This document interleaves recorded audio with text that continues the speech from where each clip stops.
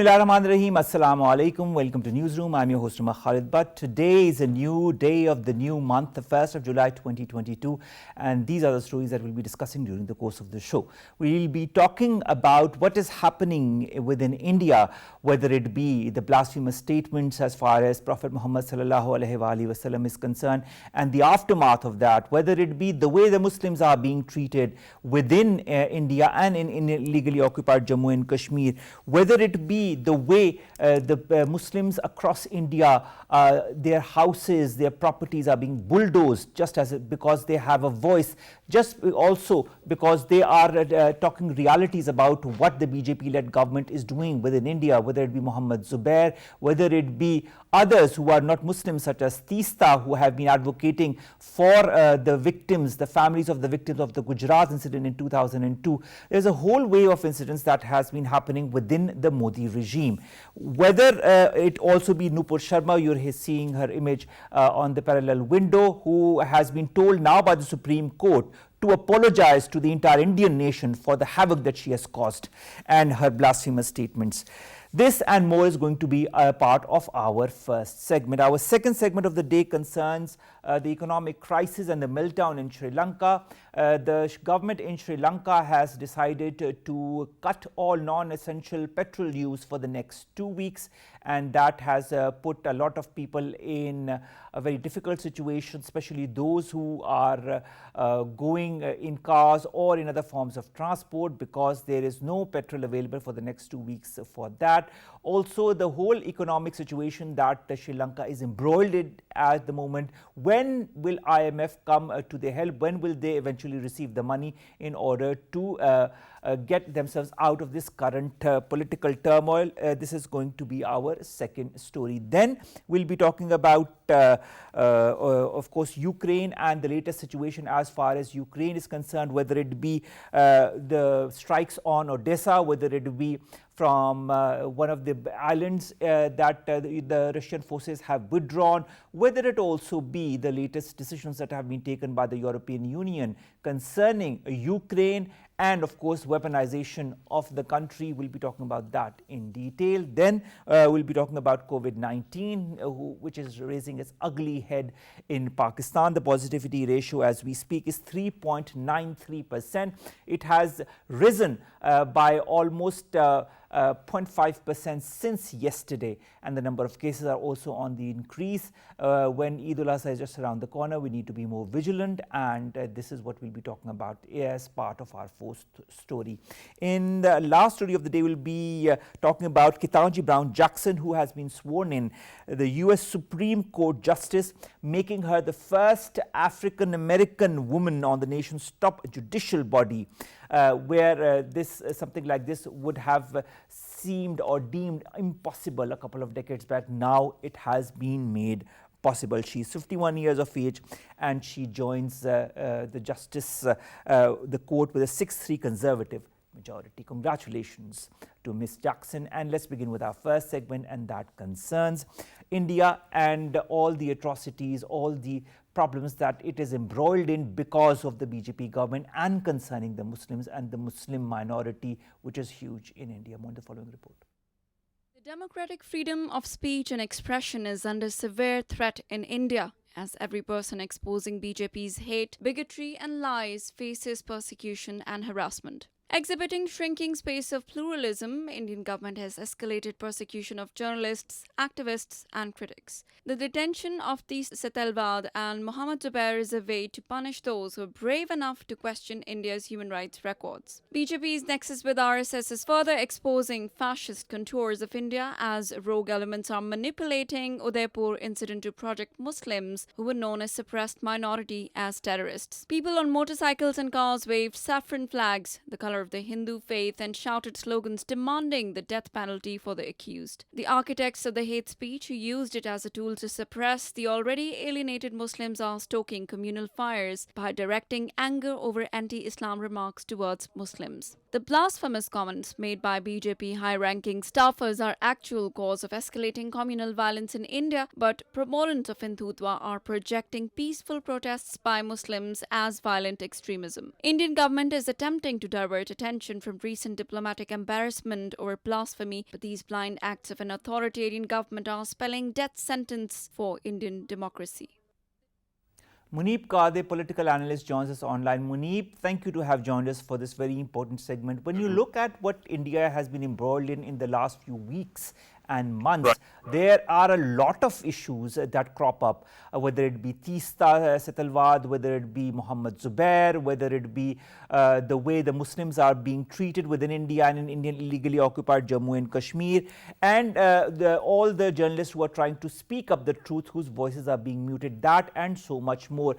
Why is there such a spate of incidents that have been happening in the last few months and, of course, concerning Muslims within India? Is there a specific strategy to it? I just sit back and observe what has happened in the last 1 month, particularly in India, and my first reaction is what an utter mess, what a total chaos. This kind of chaotic situation has been unprecedented in India, and it all boils down to the kind of regime that they have, far right, right-wing RSS BJP-led regime, and this is what they've brought the country to. And you're absolutely right. There's a crackdown on every single dissident that there is. They are using words like intellectuals, seculars, and liberals to, demonize, to vilify anyone who so much as even questions the ways of the Modi government, of the BJP regime. And we've seen that most recently in relation to Mohammed Zubair, and how they've used some 8-year-old tweet of his to exact revenge just because he highlighted the highly offensive and hate-filled rhetoric and remarks of BJP spokespersons, which led, India to international embarrassment, which led them to isolation, particularly in terms of the relation with the Gulf countries, and how those spokespersons had to be suspended by the BJP party. But still, I believe that the BJP regime wanted to exact the revenge on Mohammed Zubair, so they found out something that he tweeted 8 years ago, and they made that the pretext or the excuse for putting him in jail, putting him behind bars. And it needs to be noted that none of those people from the BJP that the Modi government has suspended, they are not behind bars. All right. Now, Mujeeb, when you look at that and you compare it with the Nupur Sharma, more or less the same clauses have been put on both the people, although Nupur still remains at large. Zubair is under arrest, and so are so many other Muslims, whether it be Kashmiri leaders or other journalists.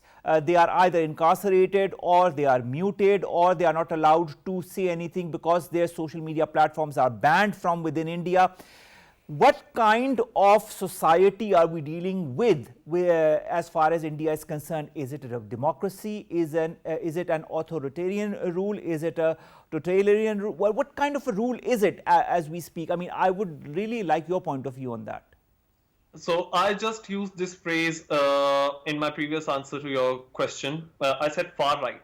And it's a far-right government, and of course, because it's a far-right regime, it has to be totalitarian, has to be authoritarian, all those words that you just used, where there's no room for dissent. Let's even forget dissent. You cannot even question, like I said, you cannot even question the ways of this government. You cannot hold them to account, and that is, the danger, that if you've got an so-called elective dictatorship in place, you've got this kind of a regime where questioning those in power becomes a crime, and you slap with UAPA notices, or you are labeled, I don't know what, some sort of your statements are labeled as seditious, or you labeled as someone who is sympathetic towards extremist organizations. I mean, liberals are the liberal intellectual class of India who are trying to raise their voice against injustices. I mean, people like Rana Ayub, for example, and the way that they are vilified. They stand for non-violence, first of all. So how can you put these labels on them? Now compare this to people within Narendra Modi's own party, the BJP regime. They've got people like Pragya Singh Thakur, who has terror charges on her. And yet, she's sitting there in the parliament, and she gets to have a say in what laws are to be made, how laws are to be administered, what is to be done to people at large and Indian subjects and Indian citizens. So they are shaping up the laws and policies of the country, people who are facing terror charges. And peaceful people who dare to dissent, they are thrown behind the bars. People like Munawar Faruqi and now, the very latest being Mohammed Zubair. All right, now, look, let's just talk about Mohammed Zubair. He's the one who highlights Nupur Sharma's incident and takes out that clip from what she said. And that is what leads to a lot of Muslim countries openly blaming India. And that caused a public embarrassment for India. Finally, the Muslim countries kind of spoke out about what India was doing as far as the Muslim community was concerned. And just as a result of that, they incarcerate Zubair, as you yourself have said, in a case that is more than 8 years old, on a tweet that he did 8 years back. Then also happens the Udaipur incident, in which an Indian Hindu tailor is killed supposedly by 2 Muslims, and then they of course are apprehended. Had the case been reversed, had it been a Muslim who was killed by 2 Hindus, would the reaction been the same in your point of view? Cases and instances of mob lynching, particularly where the victims or the victim, they were Muslim, they have been rampant. And we've seen them for all those years. And what happens is that the Indian government's response is that this is an internal matter and this was a lone attack, and these people are not state-sponsored, and this was not done at the behest of the state, and it's certainly not a pattern. Now, what I want to highlight is the fact that this is what the Modi regime has brought the whole country to. There is violence and there is anger fueled by an extremely irresponsible media. And that is what Mohammed Zubair had highlighted, I believe, on 27th May when he shared that clip from Times Now, for example. So it all boils down to the Modi regime itself, to this BJP regime, which has been in power since 2014, and the media, the Indian media, even now in the aftermath to what has happened in Udaipur. I've come across some so-called news video clips on Indian channels, and they are still whipping up this hysteria. They are fueling anger and communal tension rather than highlighting the fact that for any civilized country, for any civilized society to function, to be functional, there needs to be harmony. All sorts of discords and divisions need to be overcome. But what they are doing is they are deepening those divisions. And that is where the problem, where the root cause of all problems lie. It's the Indian media, which is working very much in sync with the BJP regime. And they are unofficial spokespersons of the Indian regime. And they are fueling these sentiments, towards minorities, but also they're trying to create divisions among those who are in the majority. A lot of the dissidents, a lot of the journalists, they are Hindus, but they are also vilifying them. And now they are trying to blame people like Rana Ayub and Mohammed Zubair for what has happened in Rajasthan, rather than being inward looking, rather than introspecting. And one would have thought that after the backlash that the Indian government faced from Gulf countries, and they stand to lose a lot economically if they are slapped with sanctions by those very countries, one would have thought that the Indian government and the Indian media would have reflected a bit on their behavior. But no, it only gets worse with each passing day. Mujeeb, do you remember a couple of months back when there was this Indian Hindu journalist who was dancing on the dead body of a man in India? There was a reaction to it, but not like this. There is a definite demarcation when it comes to Hindus and when it comes to Muslims who are behind heinous incidents. I'm not trying to say that what happened in Udaipur was right. What happened in Udaipur is extremely condemnable, but it does not give you the right to vilify one sect and completely let loose the other.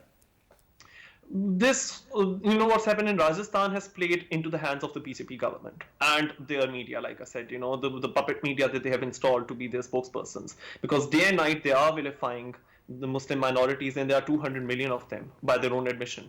So that is dangerous, and that is dangerous for even the civil society, for anyone who's working for human rights movements there. Because, like I said, those people believe in peace. They are not violent. And even those people, human rights workers, NGOs, they are being vilified. And again, when violence takes over, when you see street violence, now there's a lockdown in Rajasthan, that's what I read. Or when you are raising down the houses of Muslims, for example, which happened in Uttar Pradesh under the patronage of Yogi Adityanath, that symbolizes the breakdown of the whole state apparatus. And that is all the Indian government's doing. This is the polarizing, divisive government. And one more thing, I want to remind our viewers of one more thing, which is that in Indian occupied Kashmir, there was an image which surfaced online in 2020 when a 3-year-old child was lying on its dead grandfather and crying and trying to wake his grandfather up. Of course. And Sambit Patra of BJP joked about it on Twitter. There it goes. Of course, Muneeb, this lack of respect, I would call it that, lack of respect for any minority within India, especially Muslims, then of course the Dalits, then the Sikhs, then the Christians. There is a deliberate attempt by the current BJP government to not only put all of these minorities aside, but take out all the rights that they have within a country that calls itself the so-called largest democracy in the entire world, a pluralistic society, a pluralistic country, as has been enunciated by Narendra Modi Sahab quite a few times in the last few months, and also one that has promised to uphold human values with the G7 countries. There is a certain dichotomy between what is actually happening and between what is being pledged by India. Is the Western world, I'm saying Western world because these are the countries that really matter to India as far as its economy is concerned, are they listening? Do they want to react? Are they turning a blind eye and a deaf ear to all of this? The thing is that they cannot turn a blind eye for much longer, given how chaotic the situation in India currently is. And like I said, that this is being lent patronage to by the government itself. This is all happening at the behest of the Indian state apparatus, at the behest of the government in place. And so it comes as no surprise that even, the spokesperson of the Biden administration, Ned Price, had to condemn the remarks of BJP spokespersons and had to say that that was highly offensive, and not just to Muslims in India, but also to Muslims all across the world. And again, the backlash which has come from the Gulf countries, from OIC countries, the weight of that cannot be underestimated, because again, this is unprecedented. In the past few years, the Modi government, despite the atrocities in occupied Kashmir, they were cementing their international ties and their foreign relations with OIC countries. But now the OIC countries, I don't think, can hold on to their identity if they keep on cementing relations with the Modi government. So now reaction is forthcoming, and the condemnations are forthcoming. And I was just watching Indian news coverage. They were saying, why is international media not talking about what is going on in India, what happened in Udaipur? They are talking about that. It's not like they're not. They are talking about that. But what the Modi government and their media don't like is the fact that the atrocities being committed by the state in India are also being at the same time highlighted by foreign media outlets and journalists and everyone. Now, no one can keep mum, and interestingly, the world is talking about it. All right. If the world is talking about it, do you feel that some kind of action or pressure tactic will be utilized in the near future on India? The first thing that we've seen is the fact that the Gulf countries, like I said, they did talk about imposing economic sanctions, which then led to the BJP suspending or expelling their own spokesperson or their own members who had offended Muslim countries and the Muslim community worldwide. So we saw, but is there going to be any more pressure? That only time will tell, because these tensions are still brewing. But the point is that it's just bad. It's bad for the region, and it's also having a spillover effect, not just localized in India. That is so true. Muneeb, thank you so very much to have joined us to talk about this simmering tension that is engulfing India as we speak. Slowly and steadily, it's a fire that will burn totally all over India if it isn't curtailed by swift actions by the BJP government, and of course apologies as well. This was our first story. Our second story concerns the economic meltdown in Sri Lanka, and the latest being the curbs on petrol utilization and availability. More in the following report.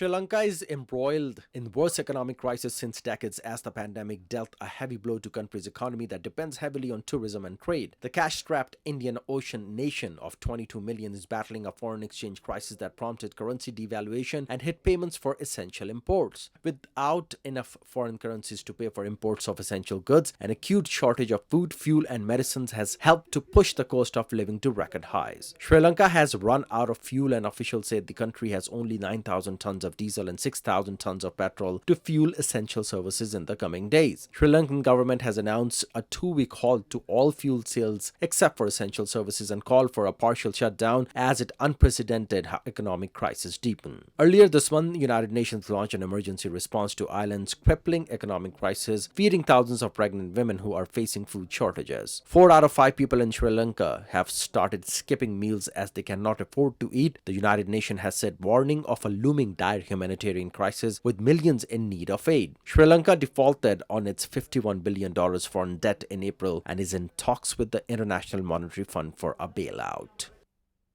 Dr. Khaqan Najeeb, who's a leading economist, joins us online. Dr. Saab, thank you very much to have joined us.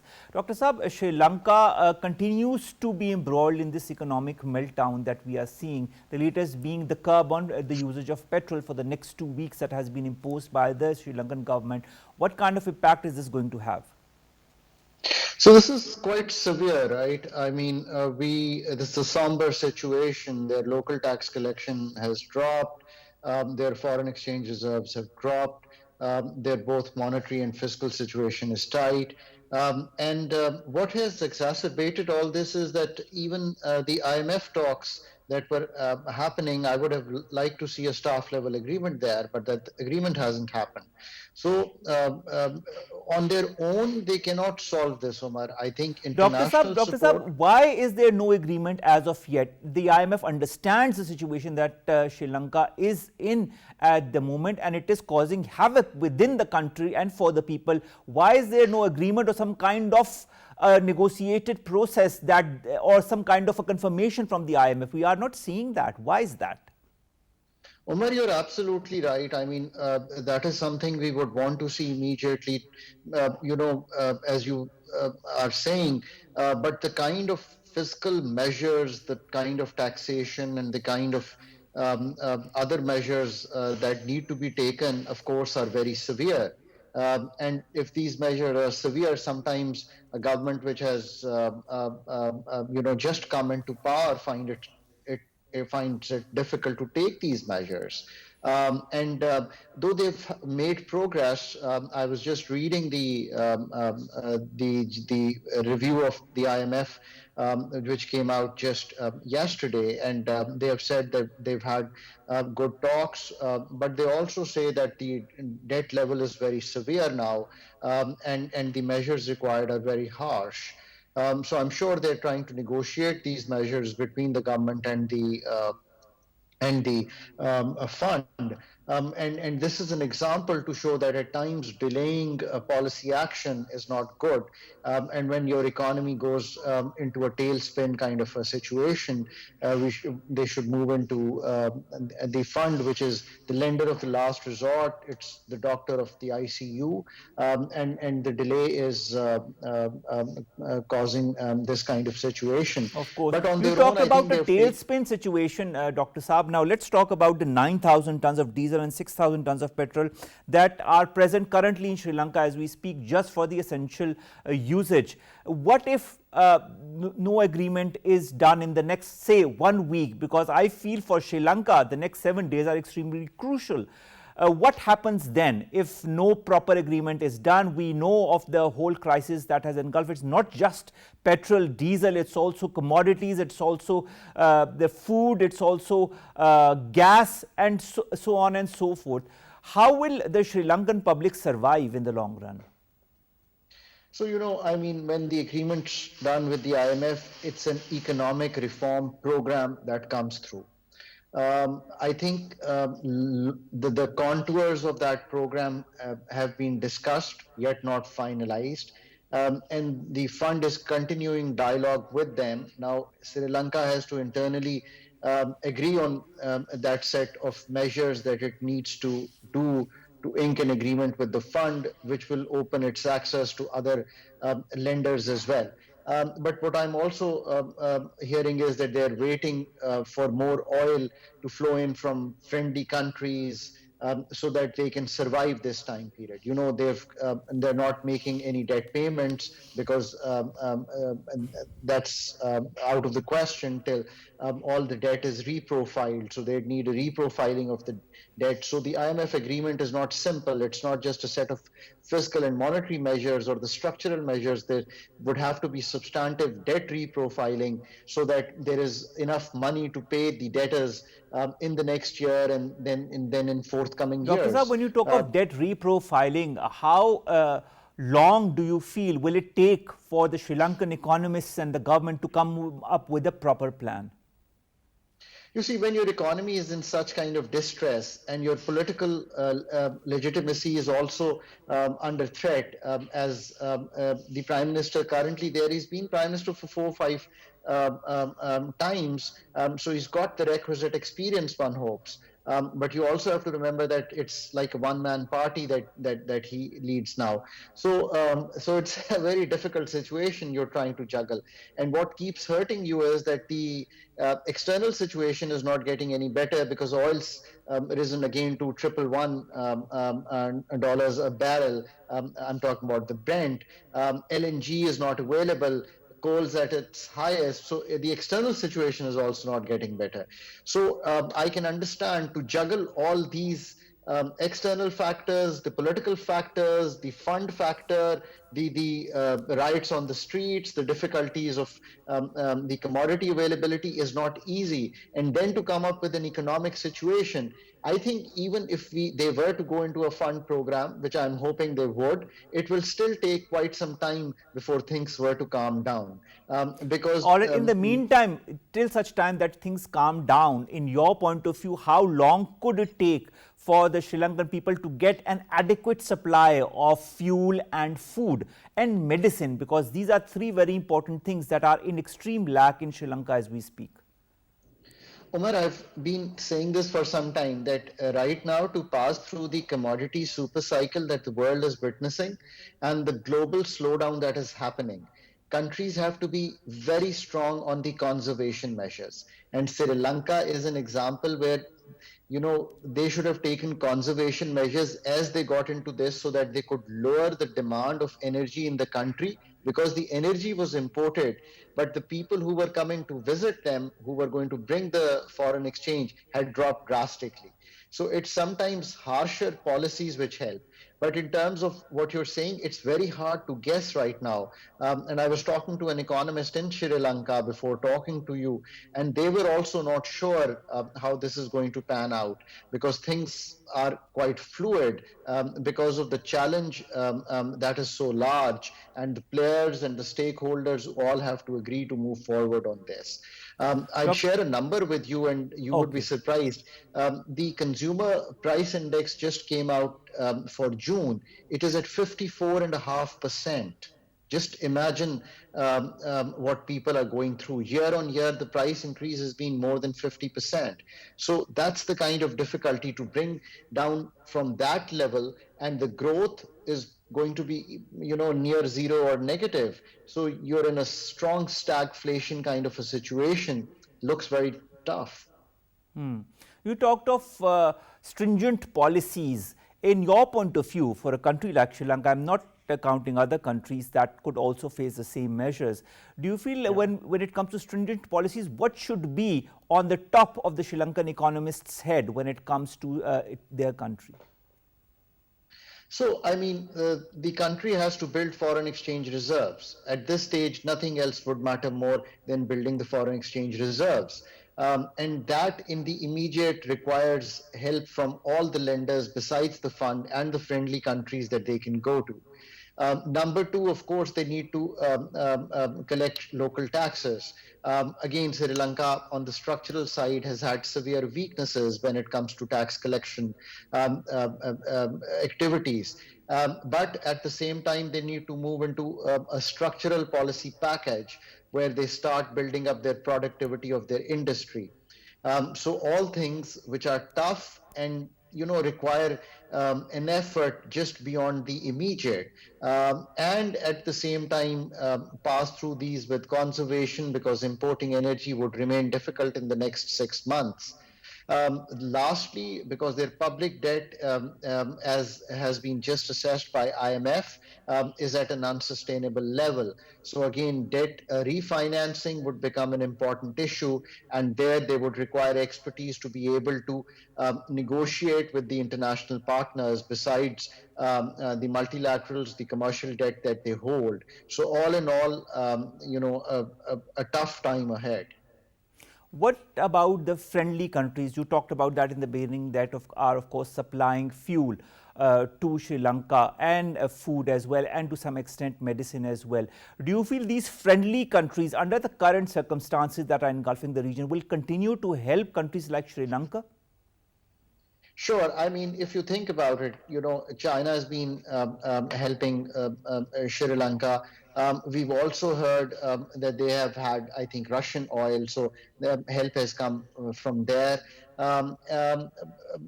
So I don't see it not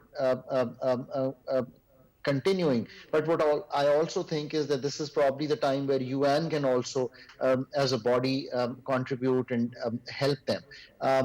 But in the end, I always say that countries have to help themselves. So they have to come up with the set of macroeconomic stabilizing measures which create the situation for others to have the comfort that the country themselves has also done what was required. I think it's that kind of a situation. Is it a catch-22 situation, and if so, in your point of view, is it an example for other countries to serve as a forewarning? Omar, absolutely. That's a very good question. Macroeconomic stability is something which should never lose, focus. Macroeconomic stability means inflation numbers, means adequate tax to GDP ratios. It means sustainable growth. It means that your current account is manageable. These are all aspects which one should never take an eye off. Because external situation has become very fluid. You had the COVID, and then you had the numbers dropping of people going in there for vacation and holidaying, and then you saw the global price rise. These shocks are something that economies must prepare themselves, have adequate cushions built into the system, so that these shocks can be weathered. And if they aren't, you have seen what you have seen in Sri Lanka. And of course, I mean, that needs to serve as an example for so many other countries to not do, in order to come in the same stage that Sri Lanka is currently facing for its economy, for its people. Thank you very much, Dr. Khaqan Najeeb, leading economist, to have joined us and to have talked to us about the current situation as far as Sri Lanka is concerned, its economy is concerned, and its petrol is concerned. Let's come to our third segment, ladies and gentlemen, and that concerns the latest situation as far as Ukraine and the Russia war are concerned. In the latest news, a Russian missile strike has killed at least 17 in Odessa. Not only Odessa, there are other parts in Ukraine that are affected. Although the Russian troops have abandoned their positions on the Snake Island off the coast of Odessa, what kind of future does it bode as far as this war, this conflict is concerned? Can we see a negotiated future of some kind of resolution between the two countries? Shabana, Fayaz, foreign affairs expert, joins us. Dr. Saiba, thank you very much to have joined us. Dr. Saiba, when it comes to Ukraine, what do you foresee in the coming days? We've had some rounds of negotiations, but there are a lot of finger pointing from both the sides. Can some kind of a negotiated solution come to the forefront?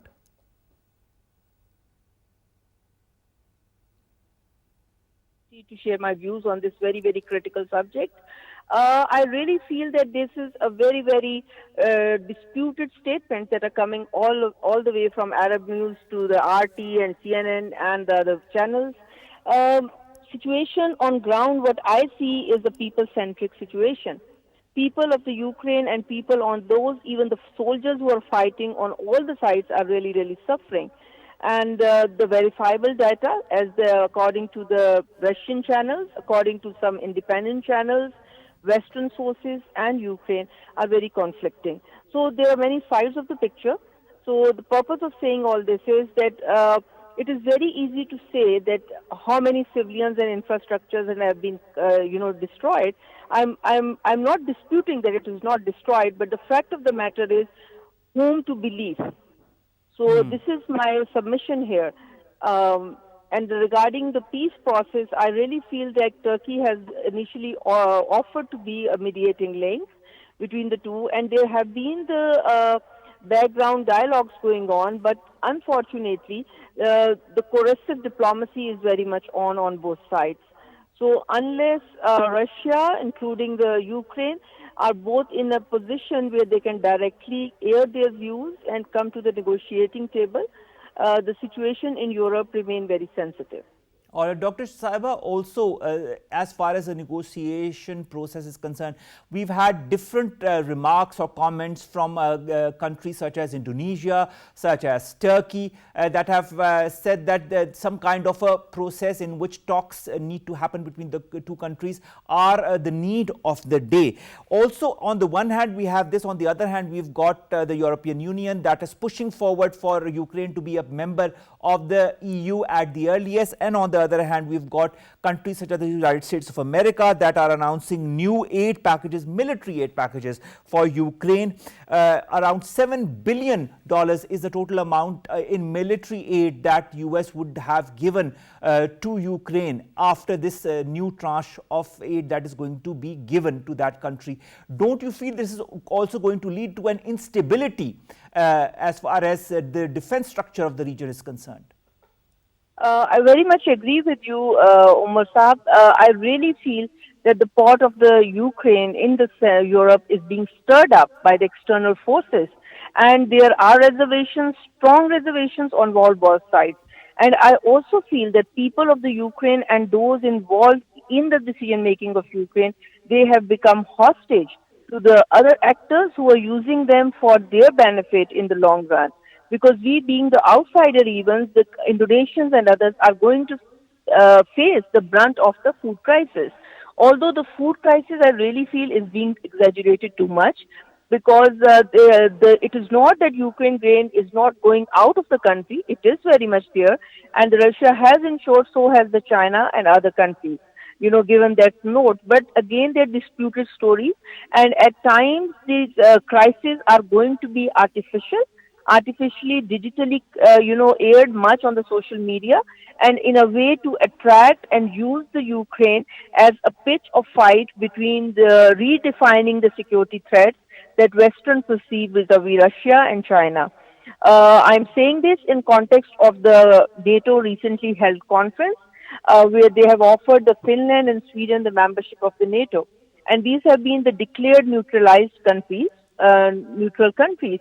So if that is going to happen, what we are going to see is the new shape of security infrastructure or architecture emerging in Europe, and that is going to be a new defining chapter really for the world to see. So in a nutshell, what I really see is that reservations from all sides are there. All right. As you say, Dr. Saibas, that there's going to be a new security structure and a new defining structure as far as the European Union is concerned once these two countries become part of NATO.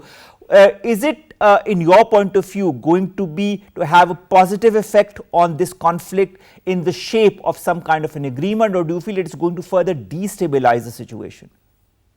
At the moment, it is, I think, in the spiral. In the beginning, there were news regarding the behind-the-doors negotiated elements to the different EU commissioners and others, going towards Russia and the Ukraine side as well.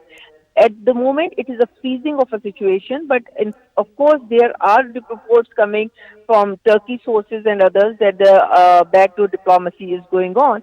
But it is a very tricky question at the moment, because once the power is, on the side is powerful like Russia, and on the other side, the Westerners putting all their weight behind Ukraine, it seems that people, I will again stress, the people are going to be the sufferers. And it is not only the Ukrainian that are sufferers, it is going to be the larger European people who are going to suffer. Like what is going to happen with the influx of refugees coming into Romania, coming into other countries, Poland and others. Even when they welcome them with an open heart, they are going to be the cost of that refugees. Dr. Saab, I'd like to refer to two comments recently made by the Russian side, and I'd like your take on it. The first is by Deputy Prime Minister Alexander Novak, who has said that attempts to limit the price of Russian oil, and this is an attempt that is being made, could lead to disbalance in the market and push prices higher. The second is by Russian President Vladimir Putin, who has denied that Moscow is blocking Ukrainian grain exports and has questioned the impact of the missing Ukrainian agricultural goods on the world food market. Your comment on both these statements? Well, you have put me on a very difficult task. I must say that I don't know the real story. I can only say some analysis here. Well, I feel regarding the oil price cap and the stealing up, it may be artificially generated. That's my wild guess. And same applies to the food. If on the one side the Ukrainian are exporting the food, grains, and on the other side there are conflicting stories by the Western, it's not coming into the market. Again, the black marketing, artificial soaring of prices, and the created food, masks to tell the world that this is the result of the instability in Ukraine that the world has to face. Thank you very much, Dr. Shabana. Fayaz, foreign affairs expert, to have joined us online to have talked to us about these latest developments that have happened as far as the war between Ukraine and Russia is concerned. Let's come very quickly to our last two stories, and the first concerns COVID-19. The positivity ratio has increased from 3.41 yesterday to 3.93 today. The number of cases are increasing. The positivity ratio in different areas of Pakistan is increasing. So also there have been new, statements that have come out, especially as far as those people who are working in different offices. One of the statements that has come and one of the directives that has come is that the unvaccinated people are not going to be allowed into government offices. These are the fresh guidelines that have been given by the NCOC. It has also been said that people must also be guided to avoid overcrowded places. Mask wearing has also been made mandatory. Social distancing has also been talked about as far as the seating plan in offices are concerned, and it has been said it also needs to be ensured during prayers. We see a lot of that during the mosque. There are no distances and no people wearing masks in the mosque, especially when it comes to Friday prayers, and we are going to have the Eid al-Azha prayer as well, which is going to be a huge congregation. So it's extremely important to be very, very careful as far as COVID-19 is concerned, and also adherence to all COVID-19 protocols as far as the NCOC directives are concerned, whether it be vaccination, mandatory mask wearing, social distancing and hand sanitization. We've talked about it so many times in the past, but the need is there, and with the emergence of more cases, it's more pertinent that we follow these SOPs. Finally, ladies and gentlemen, Ketanji Brown Jackson, an African American, has been sworn in as the first African American, I don't want to use the word black, but this is what a lot of people are saying, to be part of the US Supreme Court. She was sworn in on Thursday as a US Supreme Court Justice. She has made history as being the first African American woman on the nation's top judicial body, that is the US Supreme Court, and it has joined it when its conservative majority has been flexing its muscles in major rulings. We all know what these rulings are. She is 51 years of age and she joins the court with a 6-3 conservative majority, and of course what she has said, I like to quote before we leave you. She said, "With a full heart I accept the solemn responsibility of supporting and defending the Constitution of the US and administering justice without fear or favor." She is the 116th Justice, 6th woman and 3rd African American woman to serve on the Supreme Court since its 1789 founding. We wish you all the very best. With that, we come to an end of today's newsroom. We'll see you inshallah next week with new stories, segments that pertain to you, us and Pakistan. Have a great weekend, and if you are going to buy sacrificial animals, be very careful, follow the SOPs. Allah Hafiz.